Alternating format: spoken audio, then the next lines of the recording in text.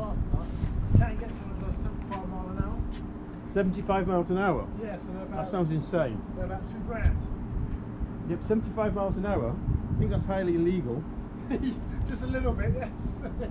I think that would be seizure, and I don't mean in the kind of rolling around the floor twitching.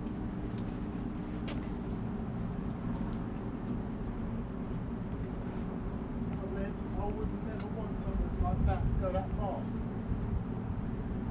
Oh, look at Nigel, all wet. Hey Nigel? Nigel, come here.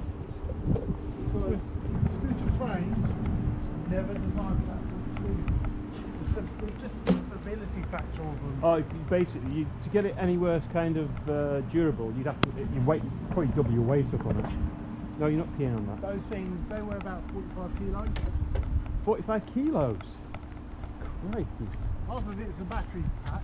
Yeah. The other half is the solid aircraft aluminium frames that they run